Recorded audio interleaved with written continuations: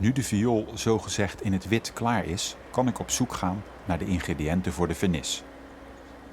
De eerste plek waar ik ga zoeken is bosgebied Molenzicht. Daar is bosbeheer toevallig druk bezig met het uitdunnen van het dennenbos.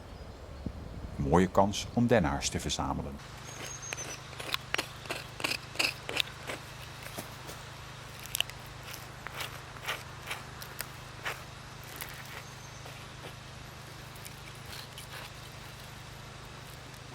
Dit is die dennenaars, in zowel vloeibare als ingedroogde vorm.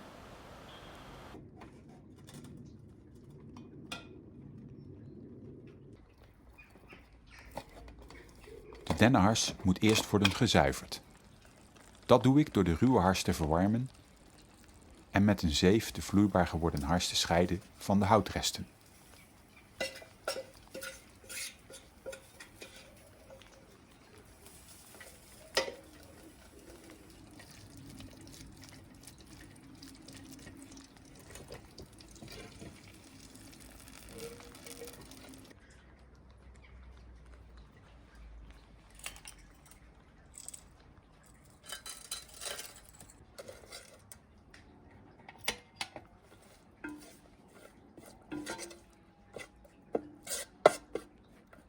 Deze lijnolie is geperst door een olieslager uit Nederland.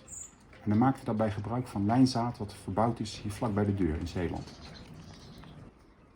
De tweede ingrediënt van de vernis, de lijnolie, wordt afgemeten en verhit tot ongeveer 250 graden Celsius. Bij deze temperatuur komt een polymerisatieproces op gang, waardoor de olie dikker wordt.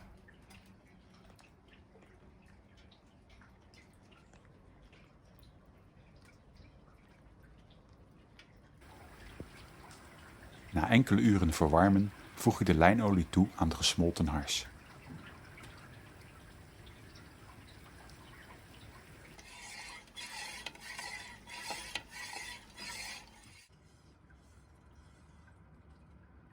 Na nog enkele uren verhitten is de vernis klaar.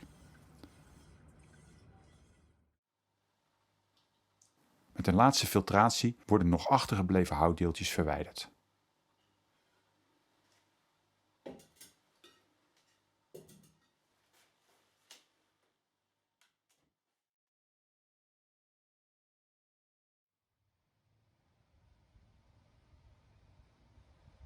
Even een paar maanden terug in de tijd.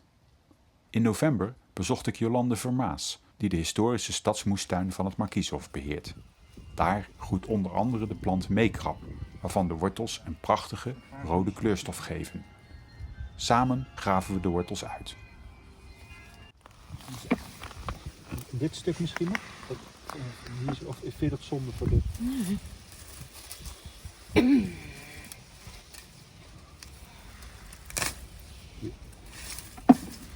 Dit wordt het gewoon wel weer. Ja, misschien kunnen we hier even kijken of... Maar hier zit inderdaad niks meer. Had toch niet als dit? Nee. Nee.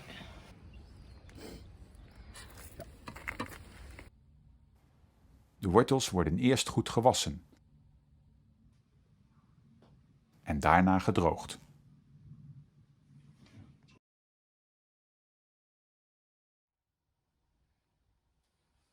Om het pigment te maken vermaal ik de wortels met een ouderwetse koffiemolen.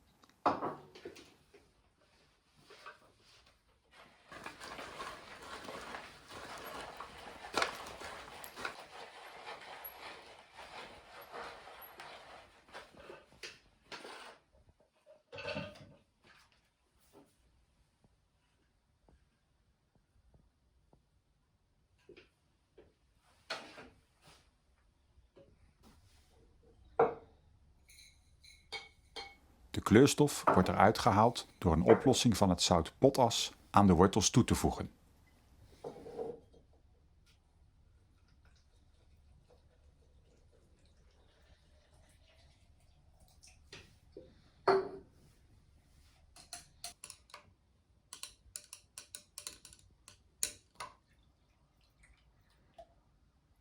De volgende dag filtreer ik het mengsel en wat er door het filter loopt bevat de rode kleurstof.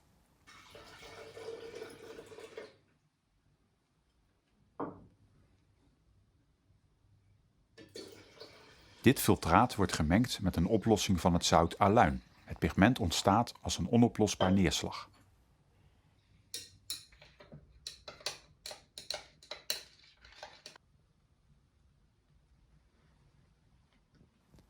Het neerslag zakt langzaam naar de bodem.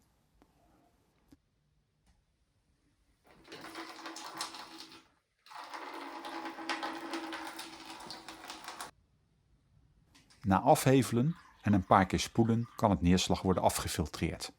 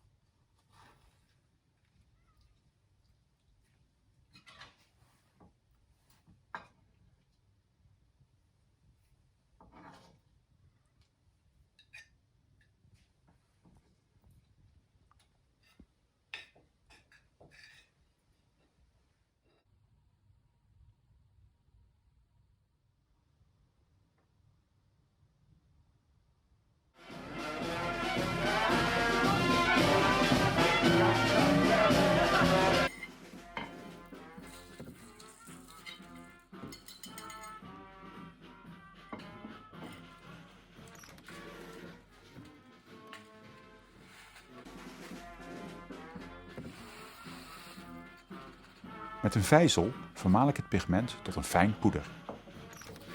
Tijdens dit werk is er achtergrondmuziek van de dweilbands die door de Zuidmolenstraat komen.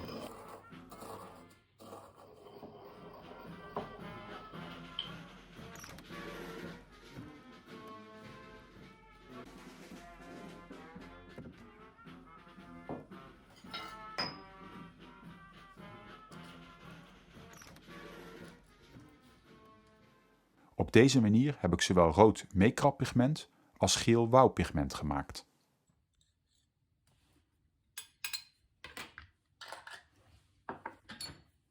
Deze lichtvaste kleurstoffen worden met een glazen loper in de vernis gewreven.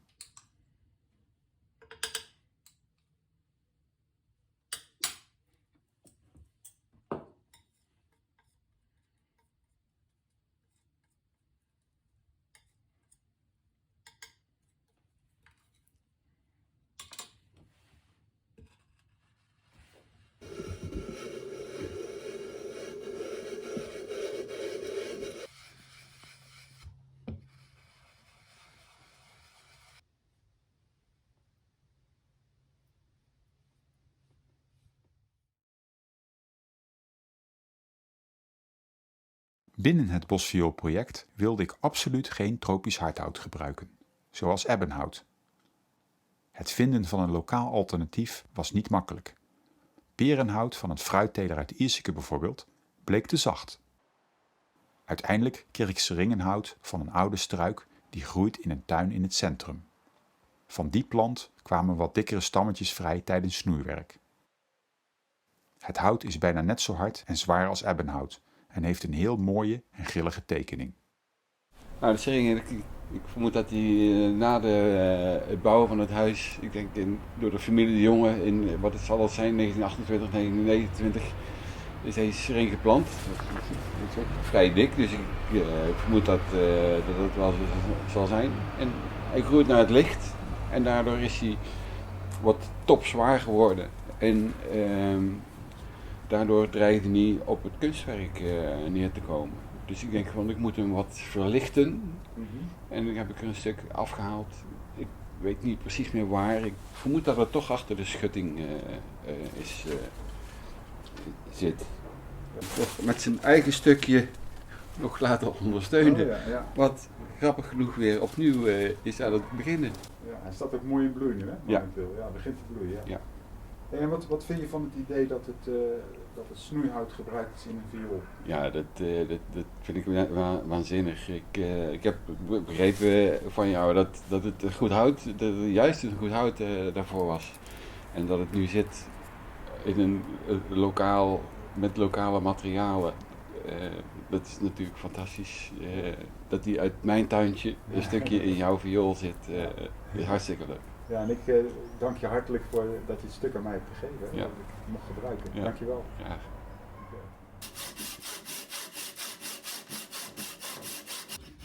Van dit seringenhout worden de toets, het staartstuk en de stemsleutels gemaakt. Die laatste onderdelen maak ik op een draaibank.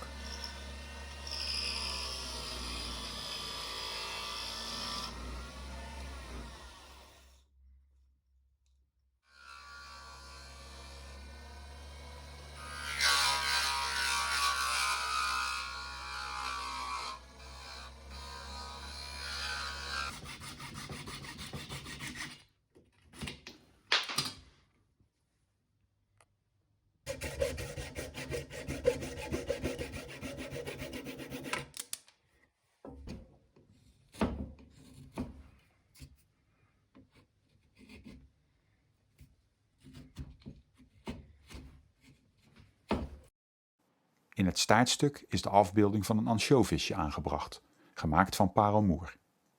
Deze versiering symboliseert het water, zo belangrijk voor Bergen op Zoom. Het parelmoer komt van de zwanenmossel, die leeft in de sloten rondom de Binnenschelde. De lege schelpen vind je langs de slootkanten.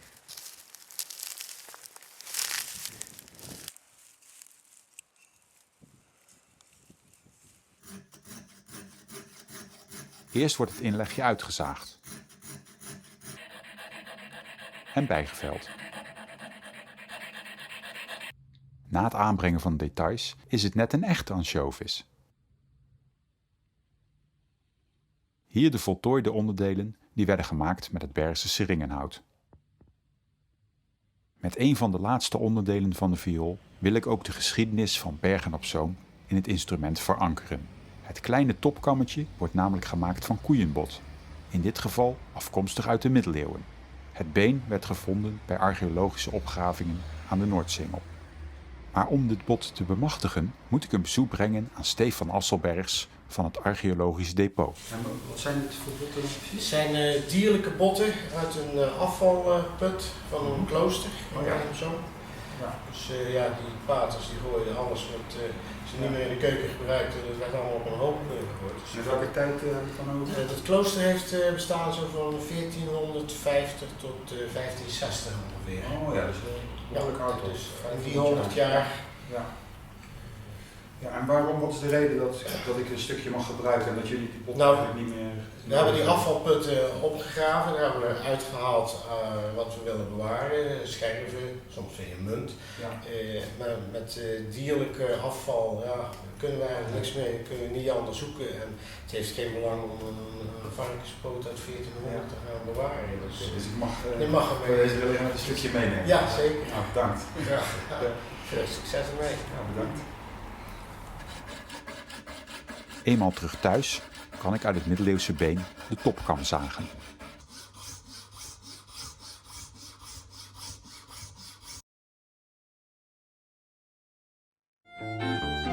Hoewel de viool nog niet is vernist, kan het ongelakte instrument al wel worden besnaard.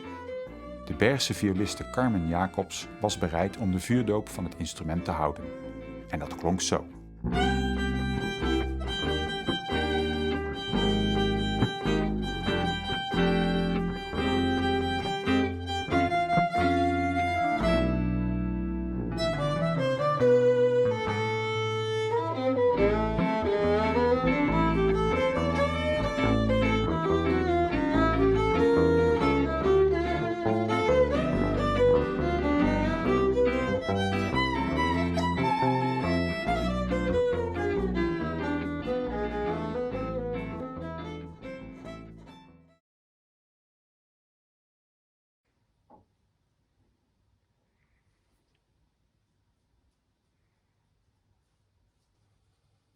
Nu is het tijd voor het vernissen van de viool.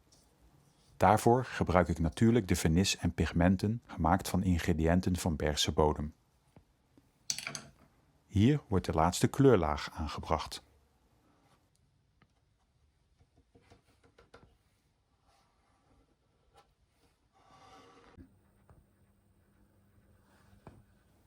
Deze olievernis droogt het snelste onder UV-licht. Daarom wordt de viool in een speciale UV-kast gehangen.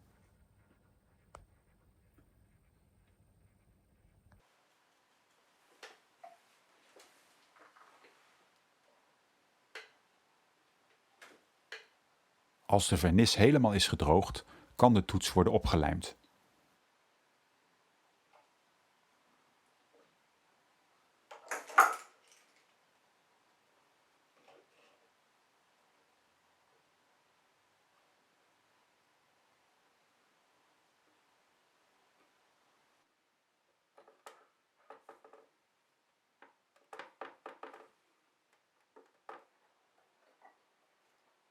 En ook de snaren kunnen weer terug op het instrument.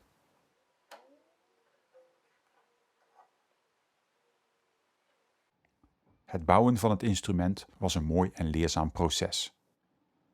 Ik ben veel te weten gekomen over de lokale materialen, de geschiedenis van mijn stad en heb kennis mogen maken, soms hernieuwd, met inspirerende en enthousiaste mensen.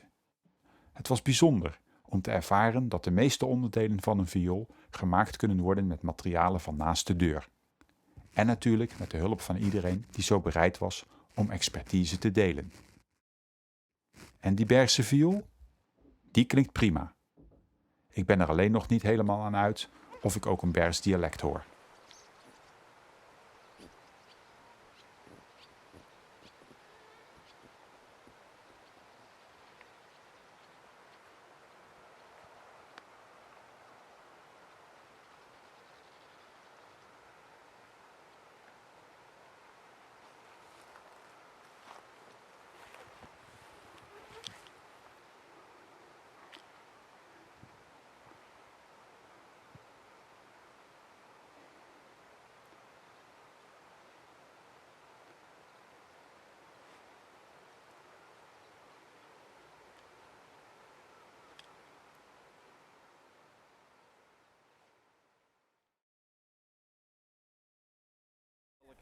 Het mooiste is. Ja.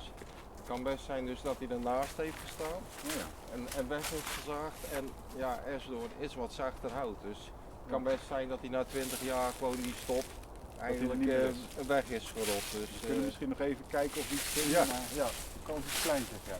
ja, Maar heel klein. wat zie je nu, die streep erop? Nee. Oh,